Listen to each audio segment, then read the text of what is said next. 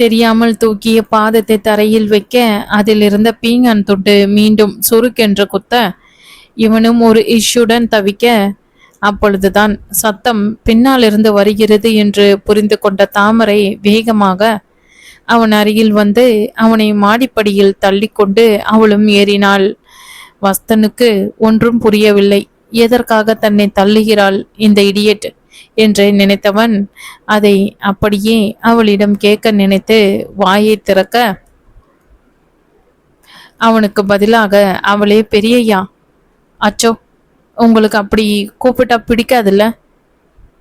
சின்னையாவுக்கு அண்ணன், அங்கன ஒரு பாம்பு இருக்குது, நான் சத்தம் போட்டா அதுவும் பதிலுக்கு சத்தம் போடுது. அங்கதான் இருக்குதாங்காட்டின்னு பார்த்தா உங்க பக்கத்துல இருந்து சத்தம் வருது. ஐயோ, மாடிப்படி ஏற தெரியுமா பாம்புக்கு என்று அதிமுக்கியமான கேள்வி கேட்க 4வது படியில் காலை அழுத்தி வைத்து கொண்டிருந்த வஸ்தனுக்கு சிரிப்பதா அழுவதா என்று தெரியவில்லை. இதற்குள் அந்த படியில் ரத்தம் சிந்தி இருப்பதை பார்த்து விட்டாள் தாமரை. ஐயோ, எம்புட்டு ரத்தம்! பெரியய்யா, உங்க காலில் பாம்பு கடிச்சிருச்சா? இப்போ பாம்பை அவன் பாக்கெட்டில் வைத்திருப்பதை போல் அவனை விட்டு வேகமாக கீழே இறங்க அவன் தன்னை நிலைப்படுத்தி கொண்டு அவனுமே தொடர்ந்து ஹாலுக்கு நொண்டியபடியே வந்தான். கொஞ்சம் சும்மா இருக்கியா? சும்மா தொணன்ட்டு நீ எப்பொழுது இப்படித்தானா? இல்லை என்னை பார்த்து வேணும்னே பேசிக்கொள்கிறியா? அங்கே சோஃபாவில் சென்று உட்கார்ந்தவன் இடது காலை மடக்கி வலது காலில் மேல் வைத்து எங்கே குத்தியிருக்கிறது என்று பார்த்தான். அப்பொழுது அவன் பாதத்தில் இருந்த இரத்தத்தை பார்த்து அவன் அருகில் ஓடி வந்து கையில் வைத்திருந்த துண்டை அவன் காலில் இருக்க கட்டினாள். அடுத்த நொடி அந்த துண்டை அவிழ்த்து விட்டு வேகமாக தலையை நிமிர்த்தி அவனின் முகத்தை பார்த்தாள். அவனுக்கோ ஒன்றும் புரியவில்லை. துண்டை எதற்காக கட்ட வேண்டும்? அப்படி ஒன்றும் நிற்காமல் ரத்தம் கொட்டவில்லையே. சொல்லப்போனால் இப்பொழுது ரத்தம் வருவது நின்றே விட்டது. இப்பொழுது என்னவோ எரிச்சல் வரவில்லை. மாறாக, என்ன இப்பொழுது என்ன வேணும் உனக்கு என்றான் சாதாரணமாகவே. இல்ல, பாம்பு விஷம் ஏறி இருக்கும்ல, அதான் கட்டு போட்டா ரத்தத்துல விஷம் கலக்காதுன்னு சொல்லுவாங்க. எங்க ஊர்ல ஒரு பாட்டி, ஆனால் விஷத்தை கடிச்சு துப்பிடுவாங்க சில பேர். உங்களுக்கு பரவாயில்லனா நான் மீண்டும் தயக்கத்துடன் அவன் பாதம் பார்க்க அவன் பெரிதாக தலை சாய்த்து சிரிக்க அப்பொழுது அவன் முகத்தின் வசீகரத்தில் முதல் முறையாக அவன் புறம் சாய்ந்தது அப்பெண்ணின் மனது. சும்மா ராசா கணக்கா இருக்காருல்ல, இவரை கட்டிக்க போறவ கொடுத்து வச்சவதான். இப்பொழுது கட்டின மனைவி தானே என்று உணரவில்லை. என்ன சொன்ன என்று அவன் கேட்ட பிறகுதான் அதை தான் சத்தமாக உளறி இருப்பது புரிய அதே களங்கமில்லா உள்ளத்துடன் சொன்னதை அவனிடமே சற்று உரத்த குரலில் சொல்ல அவன் முகம் உடனே கடுத்தது. தப்பா இருந்தா மன்னிச்சிடுங்க. பெரிய சின்னையாவுக்கு அண்ணன். அவளுக்கே தான் அப்படி அவனை கூப்பிடுவது அபத்தமாக இருந்தது. பின்ன வேறு என்ன கூப்பிடுவது தெரியவில்லை. இங்கே பாம்பும் இல்லை, தேளும் இல்லை. காலில் அந்த உடைஞ்ச கப்பு ஒரு பீஸ் குத்தவே நான் கத்துனது உனக்கு பாம்பு கத்துன மாதிரி இருந்ததோ என்னவோ. இப்படிதான் தப்பு தப்பா நினைச்சு நீயும் குழம்பி மற்றவங்களையும் குழப்பி வைப்பியா? முறைத்து விட்டு காலை பாக்கெட்டில் இருந்த ஒரு கர்ச்சிப்பால் துடைத்து விட்டு எழுந்து வாசலை நோக்கி நடக்க ஆரம்பிக்க அவள் மீண்டும் முணுமுணுத்தது. இம்முறையும் அவன் பாம்பு செவிகளுக்கு தப்பவில்லை. மன்னிச்சுக்கோங்க சாமி, இவரு கேன கிறுக்கன் இல்லை, கேன முறுக்கன் சொன்னவள் ஆச்சரியப்பட்டு போனாள். எனக்கு எப்படி இப்படி தைரியம் வந்தது? இந்த வீட்டு எஜமானர், சரி சின்ன எஜமானருக்கு அண்ணா, அவரை பார்த்து இப்படி கண்டமெனிக்கு சொல்றேனே. உனக்கு இருக்கு தாமரை, ஒரு நாள் இல்லைன்னா ஒரு நாள் 2 அடி இப்படி கேனத்தனமா பேசுற வாயிலே போட போறாரு. அப்ப இருக்குடி உனக்கு சங்கு. தலையை ஆட்டி தனக்குள்ளே பேச அது என்ன என்று புரியாவிட்டாலும் அவள் செய்கையிலிருந்தே அது என்னவா இருக்கும் என்று புரிந்த வஸ்தனுக்கு வந்த கோபம் சொல்லிக்கொள்ளாமல் ஓடிப்போனது. என்னவோ உண்மை, என்னவோ அவள் செய்வது யாவும் அவனுக்கு வேடிக்கையாக இருந்தது. புரிந்து செய்கிறாளா அல்லது புரியாமல் இருக்கிறாளா என்று புரியவில்லை.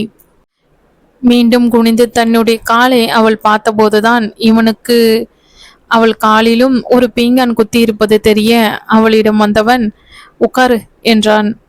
அவள் காலை பார்க்கும் எண்ணத்துடன். தான் நினைத்தபடி அடிப்பதற்காக தான் தன்னை உட்கார சொல்கிறான் என்ற பயத்தில் அப்படியே பொத்தென்று துண்டை கீழே போட்டுவிட்டு தரையில் அமர்ந்து தலையை குனிந்து கொண்டாள். எழுந்திரு, கிட்டத்தட்ட அடிக்குரலில் கட்டளையிட, நீ என்ன பைத்தியமா என்பதை போல் பார்க்க நினைத்து, என்னையே பைத்தியமாக்குற என்ற விதத்தில் பார்த்து வேகமாக எழ கால் தரையில் பதிந்து வலித்தது.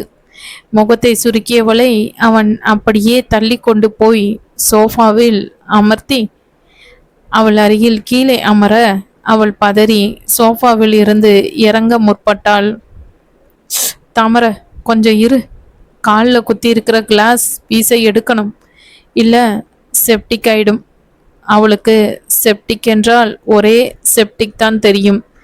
செப்டிக் டேங்குக்கு தன்னுடைய காலுக்கும் என்ன சம்பந்தம் என்ற ஆராய்ச்சியில் அடுத்த சில பொன்னான மணித்துளிகளை அவள் மூளையின் அணுக்கள் செலவழித்ததில் அவள் காலை சோஃபாவில் எடுத்து வைத்ததையோ அது சரியாக தெரியாததால் காலை மடித்து உட்கார்ந்து தன்னுடைய மடி மீது அவள் பாதத்தை எடுத்து வைத்து அந்த பாதத்தை தடவி கிளாஸ் பீஸ் எங்கே இருக்கிறதோ என்று தேடினதையோ ஒன்றுமே அவள் உணரவில்லை. ஒரு இடத்தில் அவன் தடவும் போது அவள் ஆ என்று அலற அவன் சிரித்து, இதோ இருக்கு உன் பாம்பு, சரி சரி பின் இருக்கா என்று கேட்க, இருக்கு என்று தன்னுடைய கழுத்தில் இருந்த ஒரு பாசிமணி மாலையை வெளியே இழுக்க அதோடு சேர்த்து வந்த மஞ்சள் கயிறு அவனை பார்த்து சிரித்தது. அவ்வளவுதான். அவள் காலை விட்டவன் 2 அடி தள்ளி உட்கார்ந்தான். இது எதுவும் பார்க்காமல் வெளியே எடுத்த பாசிமணி செயினில் இருந்து ஒரு சேஃப்டி பின்னை எடுத்து அவனிடம் நீட்டினாள் தாமரை. அது முழுதாக ஒரு நிமிடம் தன் கையிலேயே இருக்கவே தலையை நிமிர்த்தி அவனை பார்க்க அவன் பார்வை அவள் கழுத்தில் தெரிந்த மஞ்சள் கயிற்றில் இருக்க அவளுக்கு குறுகுறுத்தது. என்னத்தை பார்க்கறான் கேனையே?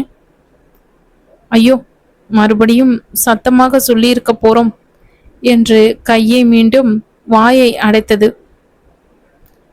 அவன் ஒன்றும் சொல்லாதிருக்கவே இவளே மீண்டும் இந்தாங்க பின்னு என்று சொல்ல கனவில் இருந்து விழித்ததை போல் அவன் கை நீண்டு அந்த பின்னை வாங்கியது.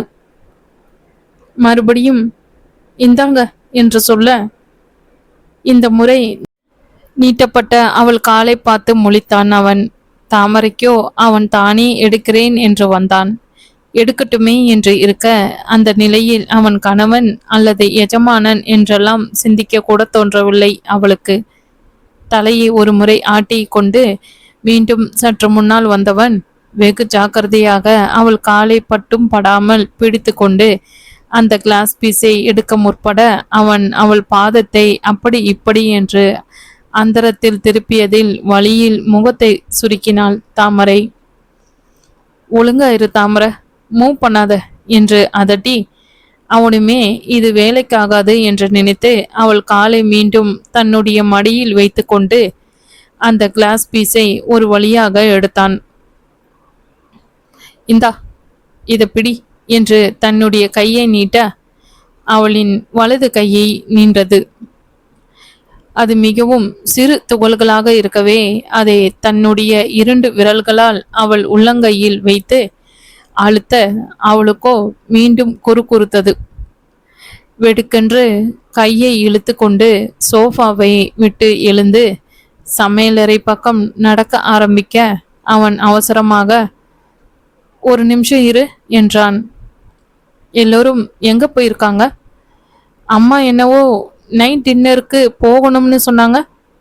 நீ ரெடி ஆகலையா?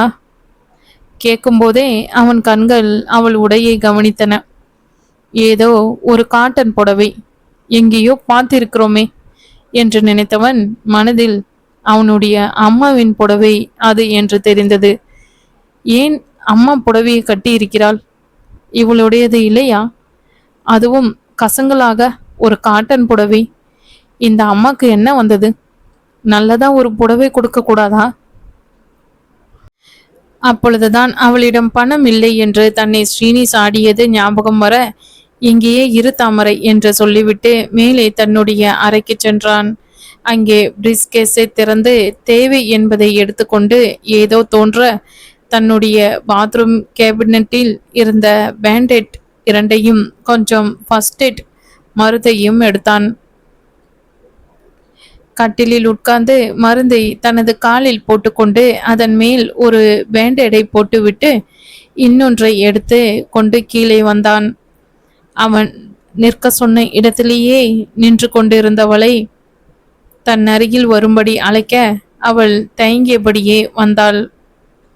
உட்காரு என்று மீண்டும் சொல்ல, இந்த முறை கவனமாக சோஃபாவில் சென்று அழகாக உட்கார்ந்து அவன் முகம் பார்த்தவளை கண்ட அவனுக்கு சிரிப்பாக இருந்தாலும் முகத்தை கடுமையாகவே வைத்துக்கொண்டு அவளுக்கு மருந்தையும் அந்த பேண்டேடையும் போட்டுவிட வாய்ப்பிழந்து பார்த்தாள் தாமரை. எழுந்தவன் தன்னுடைய ஷர்ட் பாக்கெட்டில் இருந்து எதையோ எடுத்து அவளிடம் கொடுக்க, என்ன என்று பார்த்தவளிடம் அவள் முகத்தை பார்க்காமல் கரகரத்த குரலில், உனக்கு செலவழிக்க கையில் இருக்கட்டும், நீ யாரையும் கேட்க வேண்டாம், இதுல வேணுங்கிறத எடுத்துக்கோ என்று சொல்லிவிட்டு செல்ல ஆரம்பிக்க அவன் அவசரமாக அவள் கையில் திணித்திருந்ததை பார்க்க அவளுக்கு ஏமாற்றமே மிஞ்சியது. என்ன இது? இந்த சின்ன அட்டையை வச்சுட்டு என்னவோ பொட்டி நிறையும் பணம் கொடுத்த மாதிரி போறாரு. இதுல என்னத்தை எடுத்துக்கிறது என்று தனக்குள்ளே கேட்டுக்கொண்டு அதை அப்படியும் இப்படியும் திருப்பியும் தட்டியும் பார்த்தாள். எந்த பக்கத்தில் இருந்தாவது பணம் வருகிறதா என்று பார்க்க, பாவம் அந்த கிராமத்து பெண்ணுக்கு கிரெடிட் கார்டில் பணம் இருக்கிறது என்ற மாயம் என்ன தெரியும்? அவனிடம் கேட்கவும் பயம். சரி, இது புது மாதிரி பணமோ? நம்ம நைனா கிட்ட இல்லையே, இருக்கப்பட்டவங்க கிட்ட மட்டுமே இருக்குமோ? சரி, தைலாவிடம் கேட்டுக்கொள்வோம் என்று நினைத்தவள் நேரே துண்டை எடுத்துக்கொண்டு சென்றாள். இதையெல்லாம் 3 ஜோடி கண்கள் பார்த்து ரசித்து கொண்டு இருந்ததை இருவருமே அறியவில்லை. சமையலறையில் இருந்து கொண்டே நடந்த அனைத்தையும் பார்த்திருந்த சாமி மற்றும் தைலாவும் அம்பியும் வந்த சிரிப்பை அடக்கி கொண்டு நடப்பதை வேடிக்கை பார்த்தார்கள். கடைசியில் தாமரை இவர்கள் இருக்குமிடம் நோக்கி வரவே மூவரும் அவசரமாக ஒவ்வொரு வேலையை செய்ய ஆரம்பித்தார்கள். உள்ளே வந்த தாமரை, தைலக்கா, இந்த பணம் என்று சொல்லி அவளை கூப்பிட்டு அவள் கையில் அந்த கார்டை கொடுத்து விட்டு, உங்களுக்கு தான்க்கா, காலையிலேயே கொடுத்துருக்கணும், நீங்க வேணாம்னு தானே சொன்னீங்க, இருந்தாலும் எங்க வீட்டு பழக்கம் என்று பெரிய ஜமீன் பரம்பரை வாரிசு மாதிரி பேச, தைலா வந்த சிரிப்பை கஷ்டப்பட்டு அடக்கி அதை வாங்க மறுத்தாள். இருக்கட்டும் சின்னம்மா, நான் நிஜமா தான் சொன்னேன், வேண்டாம், உங்க செலவுக்கு வச்சுக்கோங்க என்று கூற தாமரை இதை எப்படி செலவு செய்வது என்ற யோசனையுடன் சாமியை பார்க்க அவர் அவள் கையில் இருந்த தன்னுடைய துண்டின் கதியை நினைத்து கவலைப்படாமல் அவளுடைய கல்மிஷமில்லாத மனதை எண்ணி பூரித்து அடுப்பில் இருந்த எண்ணெயில் பூரியை போட்டார்.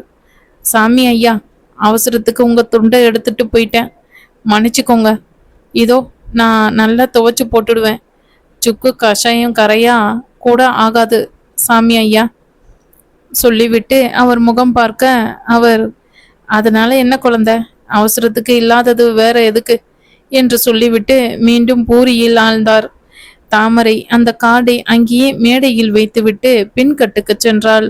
வாசலுக்கு வந்த வஸ்தன் காரை நெருங்குகையில் ரவிச்சந்திரனும் மாதங்கியும் சேர்ந்து வந்த கார் வர அதிலிருந்து இறங்கி மாதங்கியை கோபத்துடன் பார்த்தான் வஸ்தன். என்ன வஸ்தா, எங்க கிளம்பிட்டு இருக்க நீ? ரவி, நம்ம சீக்கிரம் கிளம்பணும், தாமரை வேற வெயிட் பண்ணிக்கிட்டு இருப்பா, லேட் ஆயிடுச்சு. அதோ ஒரு சாரி பேக் இருக்கே, அதை கொடுங்க சொன்னவள் மகனிடம், தாமரைக்கு புடவையும் 1 2 நகையும் வாங்கிட்டு வந்தோம். டின்னருக்கு கட்டிட்டு போறதுக்கு வேணும் அவளுக்கு.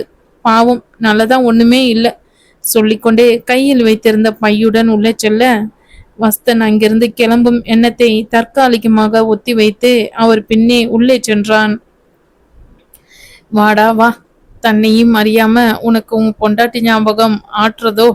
வரட்டும் வரட்டும் நினைத்த மாதங்கி பக்கத்தில் வந்து கொண்டிருந்த ரவியின் கையை பிடித்து அழுத்த அவர் திரும்பி பார்த்தார். பார்த்தவரிடம் கண்ணடித்து மகன் தங்களை தொடர்ந்து வருகிறான் என்பதை கண்ணாலேயே உணர்த்தியவரின் பார்வை, நான் அப்பவே சொன்னேன் இல்லையா, இந்த பிளான் தான் சரியா வரும்னு என்பதை கூடவே சொல்லிற்று.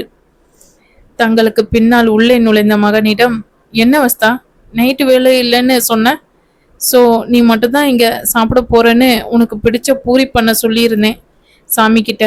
எங்களுக்கும் வெளியே போற வேலை இருக்கே என்று போகிற போக்கில் சொல்லிவிட்டு, தாமரை தாமரை கொஞ்சம் இங்கே வா, எங்க போயிட்டா அந்த பொண்ணு, இவளோட படம் முடியல எனக்கு என்று சலிப்புடன் சொல்ல, வஸ்தனுக்கு என்னவோ சங்கடமாக இருந்தது. ஆனால் என்னவென்று சொல்ல தெரியவில்லை. ஏண்டா இங்கேயே நிக்கிற, ஏதாவது வேணுமா? இல்லம்மா, மாடியில் ரூம்ல என் ஃபோன் வச்சுட்டேன், எடுத்துக்கணும் சொல்லும்போதே அவனுடைய அலைபேசி அவன் இடையில் அதிர்வலையை எழுப்பி, இதோ இங்கேதான் இருக்கிறேன் என்று சொன்னான். அதற்கு முன்பாக அங்கே வந்திருந்த தாமரை, ஐயா உங்க கையில இருந்துங்குதுங்களே, நான் பார்த்தேன் தன் திருவாயை திறந்து ஆர்வத்துடன் சொல்ல, சமயம் தெரியாமல் உளரும் இவளை வைத்து கொண்டு எப்படி குப்பை கொட்ட போகிறோம் என்ற ஆயாசம் மின்னி மறைய, அதை சரிக்கட்ட, இது என் பர்சனல் போன், நான் சொன்னது என் ஆபீஸ் போன் என்று முறைத்தான். ஐயோ திரும்ப முறைக்கிறாரே. தாமரை, இன்னைக்கு உனக்கு நேரமே சரியில்லை மறுபடியும் வாய்க்குள்ள சொன்னவள் மாதங்கியிடம் திரும்பி, கூப்பிட்டீங்களா அத்தை என்று கூற, வஸ்தனுக்கு புரைக்கேறியது. இது என்ன அத்தை சொத்த, நான் தான் அழகா என்ன அம்மான்னு கூப்பிடுன்னு சொன்னேனே